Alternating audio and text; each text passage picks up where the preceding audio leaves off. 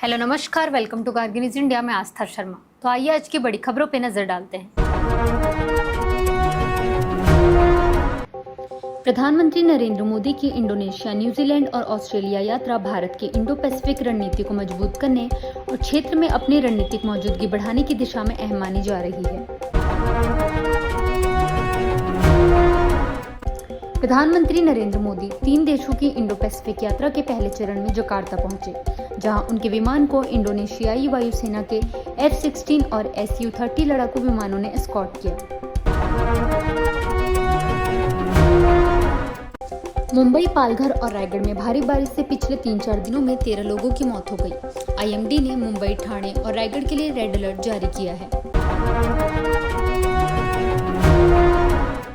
Supreme court DMK की उस याचिका पर सुनवाई के लिए तैयार हो गया है, जिसमें टीवी के नेताओं को अहम गवाहों को प्रभावित करने से रोकने की मांग की गई है।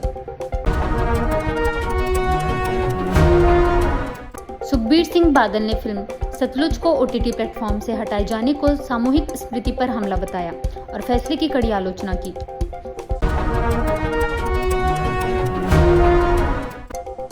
ईरान के सर्वोच्च नेता अयातुल्ला अली खामेनेई के पार्थिव शरीर को लेकर काफिला तेहरान से मेहराबाद अंतर्राष्ट्रीय हवाई अड्डे के लिए रवाना हुआ।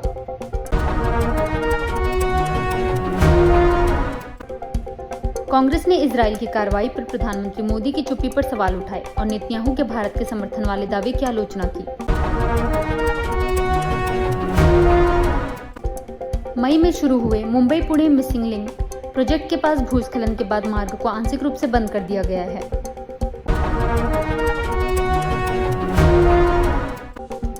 प्रधानमंत्री नरेंद्र मोदी की यात्रा के दौरान यूरेनियम सप्लाई समझौते की संभावना है। क्रिटिकल मिनरल्स, साइबर सुरक्षा और क्लीन एनर्जी पर भी चर्चा होगी।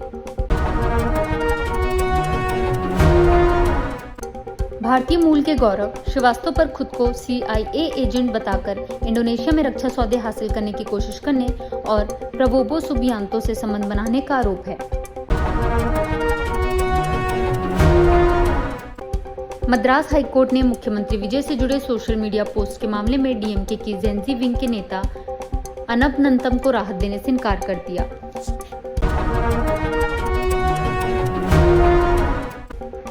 अरविंद केजरीवाल के "आप कौन है" वाले बयान के बाद प्रधानमंत्री नरेंद्र मोदी ने BJP अध्यक्ष नितिन नबीन की तारीफ वाला पोस्ट शेयर किया।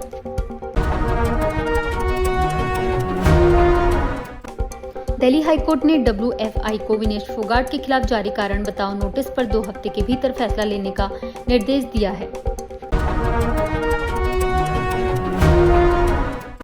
NIA ने पहलगाम आतंकी हमले के मामले में लश्कर-ए-तैयबा प्रमुख हाफिज सईद को आरोपी बनाते हुए पाकिस्तान की भूमिका का भी जिक्र किया।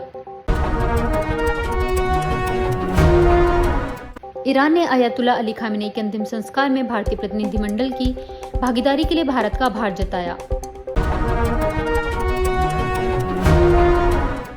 अग्निवीरों का पहला बैच 4 साल की सेवा पूरी करने वाला है और केंद्र सरकार ज्यादा अग्निवीरों को नियमित सैन्य सेवा में बनाए रखने की योजना बना रही है। अंतिम संस्कार के दौरान ईरानी प्रदर्शनकारियों ने अमेरिकी राष्ट्रपति डोनाल्ड ट्रंप के खिलाफ नारे लगाए और बदला लेने की मांग की। प्राइम मिनिस्टर मोदी की ऑस्ट्रेलिया यात्रा का एजेंडा। यात्रा के दौरान व्यापार, रक्षा सहयोग, क्रिटिकल मिनरल्स, साइबर सुरक्षा और क्लीन एनर्जी जैसे अहम मुद्दों पर चर्चा होगी।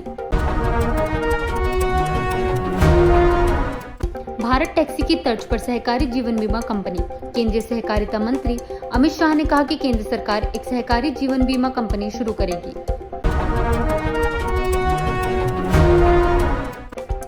नौसेना में शामिल होगा स्वदेशी स्टेल्थ फ्रिगेट महेंद्रगिरी। भारतीय नौसेना इस सप्ताह स्वदेशी स्टेल्थ फ्रिगेट महेंद्रगिरी को अपने बेड़े में शामिल करेगी।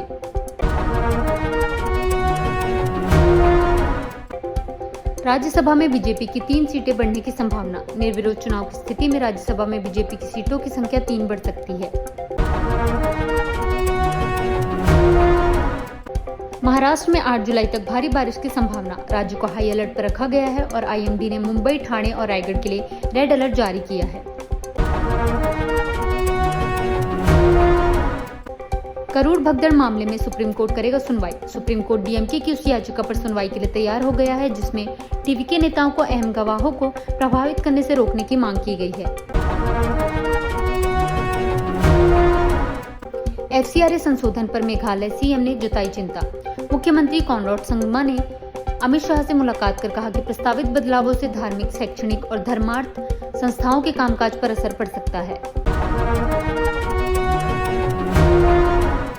वर्ल्ड कप में खराब प्रदर्शन के बाद एशियाई फुटबॉल में इस्तीफों का दौर। एशियाई टीमों के निराशाजनक प्रदर्शन के बाद सियोल से रियाद तक कोचिंग स्टाफ और फुटबॉल अधिकारियों पर दबाव बढ़ा है और कई इस्तीफे सामने आए हैं।